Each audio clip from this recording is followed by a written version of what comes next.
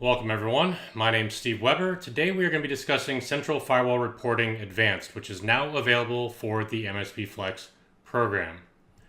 Central Firewall Reporting Advanced is going to give you the ability to have reporting for up to 365 days. This is going to be depending on the number of blocks assigned to the XG firewall and the amount of data that is being generated by that particular firewall. This will also give the ability for saved reporting templates inside of the customer central admin dashboard, as well as the ability to schedule reports to be sent via email or simply to be generated and have that done via HTML, CSV file, or PDF. As you can see here with the term side of the house, Central Firewall Reporting Advanced is available in 100 gig blocks per XG firewall at an annual cost. With MSP Flex, the XG Firewall Reporting Advanced will be available at 25 gig blocks per XG firewall. This will be done with a monthly cost, giving you the flexibility to increase or decrease the number of storage blocks per XG firewall as needed. Key to note here, you cannot mix monthly and termed customers inside of the same central admin dashboard.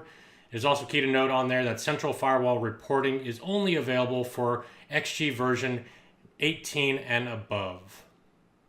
So let's go ahead and jump into the Sophos Central Partner Dashboard and take a look at how we activate the licensing for Central Firewall Reporting, and then go into a couple of examples of what you can pull from the Central Firewall Reporting.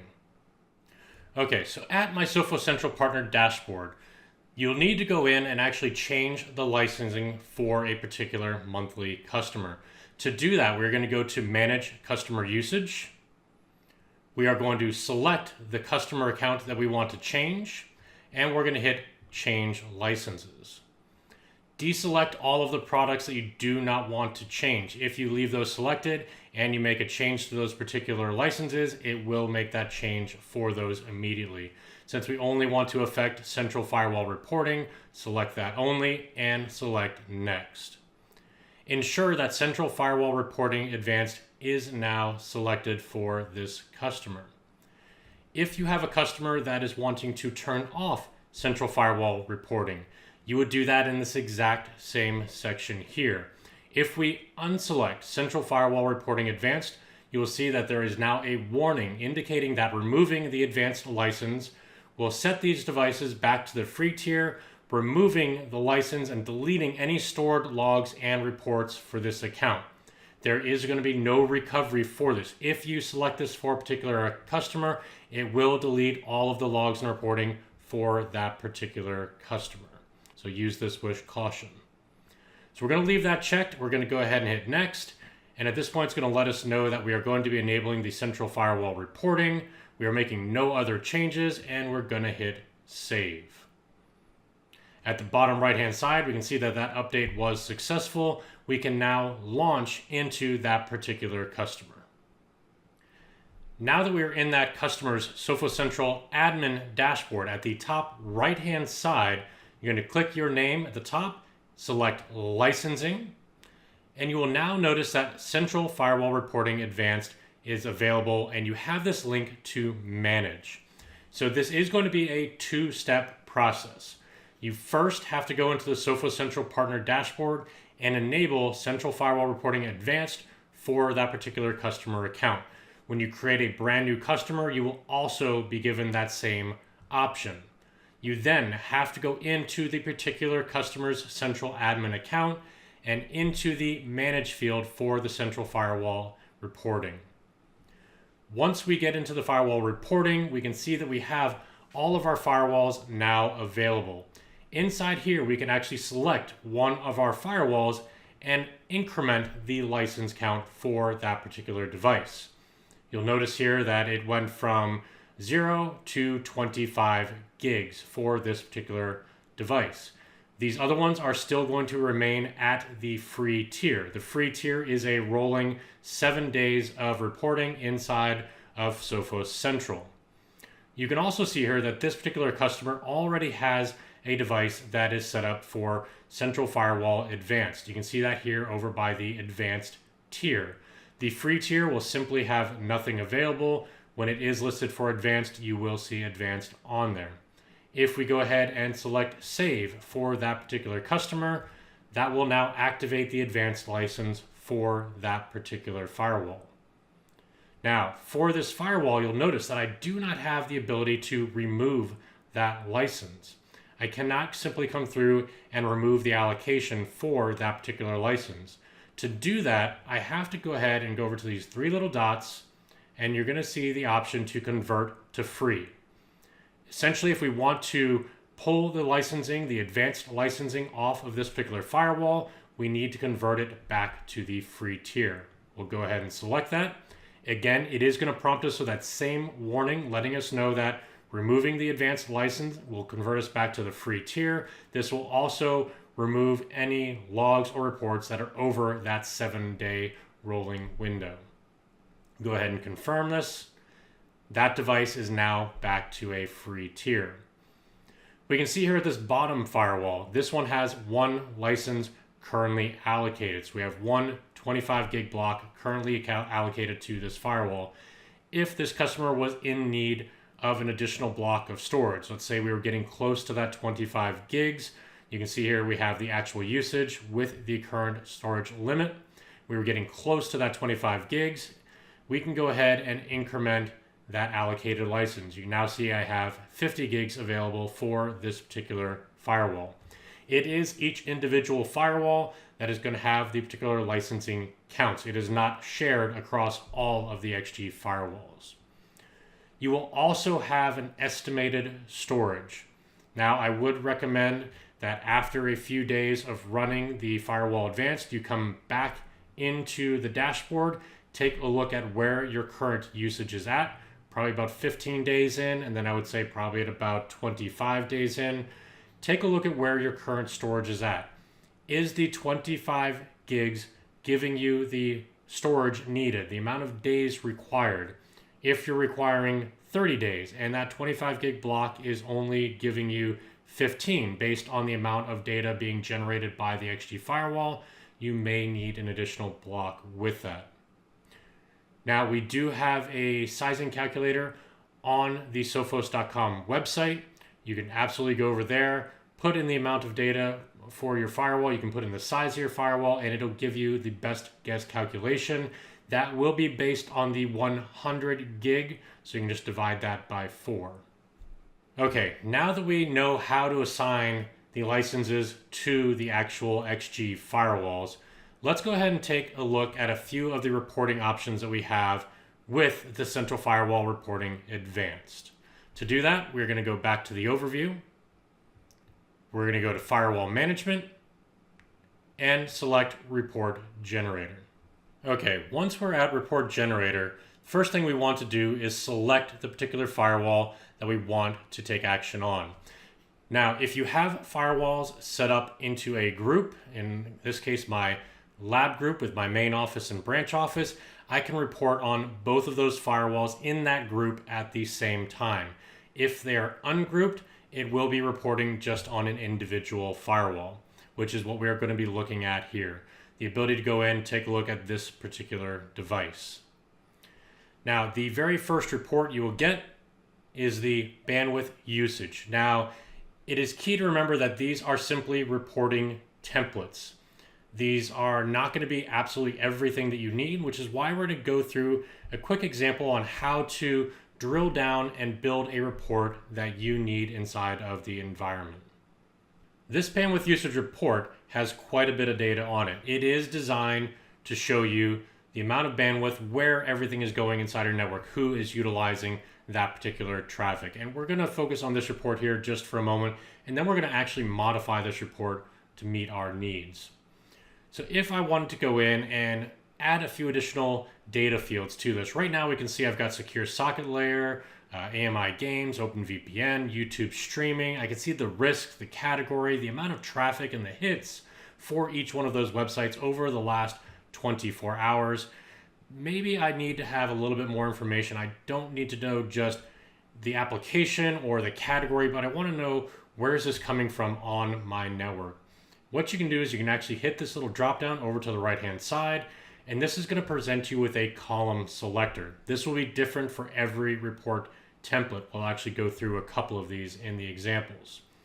For this example, I want to also add in my user and my source IP address. For all those users that I have defined, I want to make sure their name shows up on that report. And I also want to make sure I have the source IP address for this particular report as well. Go ahead and hit apply. And what that's going to do is it's going to take a few moments to update that report with that additional information. As we can see here, it's added in that additional information, and on this reporting, it's broken that out by source IP and the user on there as well. You can see I've got this open VPN on 7.72. I also have a user that was now added to that 7.72 machine running that AMI game. So this allows you to take a more detailed approach and lead more detailed action on those particular devices in this environment. We can see where all of our traffic is going. So we can see the top hits. Each one of these categories can be filtered. Right now you can see that that is filtered by bytes, showing you the largest bytes at the top. If you want to change that by hit count, you can absolutely click on that particular column and it will now resort that data by hit count. It will start by least to greatest. You can then hit that again and it'll bring it from greatest to least for that particular report. These do take a moment to actually set up in the environment, but if we want to take a look at this, I want to take a look at my hit count here, and now we're going to get into where we want to take a look at maybe a little bit more of a risk inside of my environment. I can see what's going on. I can see the traffic going on inside of the environment. I can see the number of hits per particular application category, as well as the risk. Those risks in there, I really don't care about the low risk things happening inside of the environment. So what we can do is actually start to customize this report. And you can do that simply by go ahead and selecting that one under risk. That is going to go ahead and place that into the query. Now, we could have also come in here and typed in risk. That would have given us the option for risk, which you can see here, it's still in yellow. You have the option drop down where it has equals. So we can have that as not equals, greater than or equal to. You can also then add your own number in here if I wanted that, number 4 for risk category. Now, what I want to do in this particular case here, because I want to get rid of the green, is I'm simply going to, again, click on that to pre-populate that into the query. And then I'm going to select that equals and mark that as not equal. Now, what that's going to do is it's going to allow me to focus that report a little bit more just on the traffic that might have a higher risk. I don't want to know about things that are normal and good inside of the environment. DNS requests, those are not things that concern me at all in this particular environment or this particular use case. So now we've removed everything that is ranked as a level 1 risk inside of the XG firewall. Anything that is 2 or above, we have inside of this report. And we can now come in and see Google websites, Skype, Teams, anything else going on inside of this particular environment. So that's how we can go through and quickly and easily take action as to what's going on, how to customize those reports. And we can continue to drill down inside of this. Again, if I didn't want to know about general internet, I could select that. Or if I only want to know about streaming media on this particular environment, again, anything that's a higher risk that is streaming media, again, generate that report. It'll now go ahead and build it based on those 2 query conditions. So this allows you to get very flexible as to what you're presenting and what you're going to build. Once you have the report set the way you want it, maybe this is going to be a higher risk streaming media report. You can now, with Central Firewall Reporting, come in and hit Save Template, give that template a name. You could also go ahead and schedule the export reporting on there as well. So we can call this Streaming High Risk. Let's say Streaming High Risk. From here, we can also go ahead and schedule the reports to be created on any set frequency.